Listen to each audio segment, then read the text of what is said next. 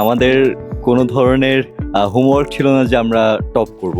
অন্যদের মতো আমিও একটা চিৎকার করছি, দেন সালমান তো ওয়াজ টোটালি সে কান্না করে দিছিল, তো ওর কান্না মোছার জন্য গামছা লাগছিল।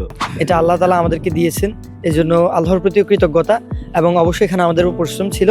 তাই ক্যান্সার সেন্টারগুলোতে রেডিয়েশন থেরাপিতে এক ধরনের স্কিনটিলেটর নামক যন্ত্র ব্যবহার করা হয়, যেটা হচ্ছে আপনার রোগীর শরীরে কতটুকু রেডিয়েশন যাচ্ছে তা পরিমাপ করে। এই যে প্লাস্টিক সেন্টিলেটর যেটা ব্যবহার করা হয় অনেক দিন ধরে ব্যবহারযোগ্য না, মানে এটা খুবই স্বল্প সময় স্বল্পস্থায়ী, এবং এটার কারণে ক্যান্সার সেন্টারগুলোতে খরচ অনেক বেশি আসে।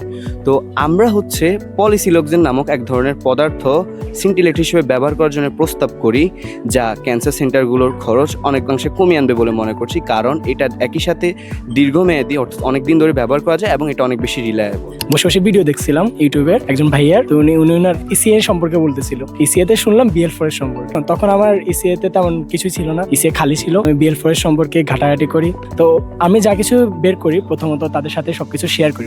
আমি যখন BL4 এর সম্পর্কে জানতে পারি, তখন কিছুদিন পরে আমি পরশের সাথে মিট করি, পরশকে বলি, ফাঁকে ফাঁকে আমি এটা নিয়ে একটু ঘাটাঘাটি করি। এক পর্যায়ে খুব ইন্টারেস্টিং লাগলো বিষয়টা নিয়ে।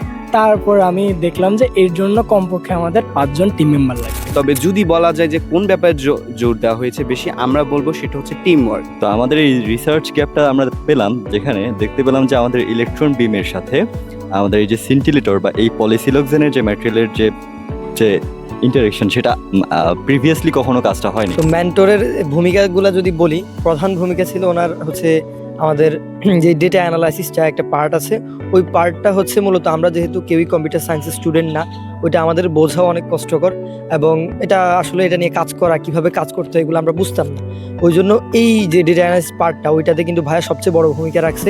বাংলাদেশে একটা মিথ আছে যে আপনি যদি বিশ্ববিদ্যালয়ে না ওঠেন এবং 3rd ইয়ার বা 4th ইয়ারে যদি না যান, তাহলে আপনি আসলে রিসার্চ সম্পর্কে খুব একটা বেশি জানবেন না, রিসার্চ নিয়ে আপনার কাজ করার খুব একটা বেশি স্কোপও নাই।